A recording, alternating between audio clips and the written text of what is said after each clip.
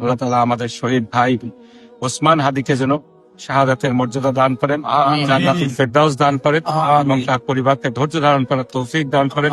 তার রক্তের বদলা ইনশাআল্লাহ বাংলাদেশের জনগণ বাংলাদেশে ইসলামী মূল্যবোধের উপর ভিত্তি করে আধিপত্যবাদের বিরোধী সেই চেতনাকে ধারণ করে একটি নতুন বাংলাদেশ গড়ে তুলবে ইনশাআল্লাহ।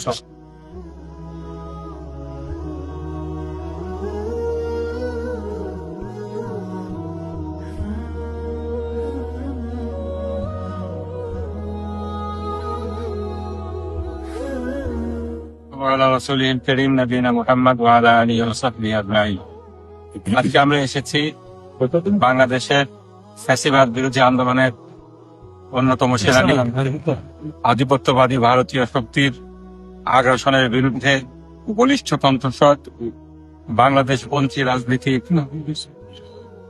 একজন বলিষ্ঠ কণ্ঠস্বর শহীদ ওসমান হাদির কবর জিয়ারত।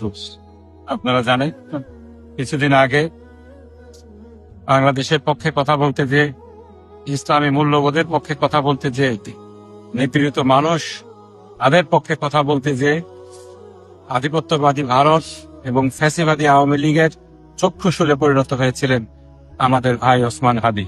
তাকে প্রতিনিয়ত হত্যার হুমকি দেওয়া হতো, কিন্তু তিনি সব সময় বলতেন, আমাকে যদি শহীদ করে দেওয়া হয় আমি তো শহীদ হওয়ার জন্যই এই পৃথিবীতে এসেছি।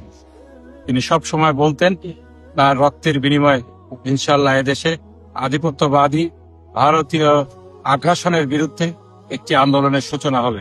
আমরা আশা করি বাংলাদেশের মানুষ, আপামর জনসাধারণ, নির্যাতিত নিপীড়িত মজলুম জনতা যেই বিষয়ের জন্য, যে আদর্শকে সামনে রেখে আমাদের শহীদ ওসমান হাদি তার জীবন বিলিয়ে দিয়েছে, আর যে সংগ্রাম, এই সংগ্রামের মূল যে বিষয়বস্তুগুলো ছিল ইসলামী মূল্যবোধ, সাম্প্রদায়িক সম্পত্তি এবং বাংলাদেশী রাজনীতি, এটাকে ধারণ করে নতুন একটা বাংলাদেশে ইনশাআল্লাহ ছাত্র জনতা গড়ে তুলবে, যেখানে কোনো বৈষম্য থাকবে না ইনশাআল্লাহ, যেখানে কোনো আধিপত্যবাদী শক্তি চোখ রাখবে না, যেখানে ফ্যাসিবাদী শক্তি আমাদের উপরে জবরদল পাথরের মতো ইনশাআল্লাহ চেপে বসতে ছাত্র জনতা দিবেন ইনশাআল্লাহ।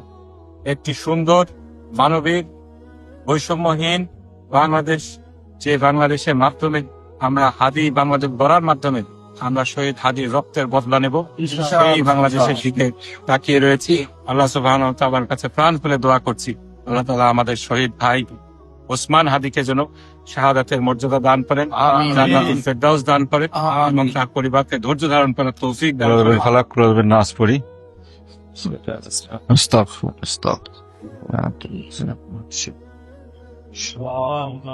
তার সকল গুনাহ খাতাকে তুমি মাফ করে দাও, তুমি তাকে জান্নাতুল ফেরদাউস দান করো, তার কবরকে জান্নাতের টুকরা বানিয়ে দাও,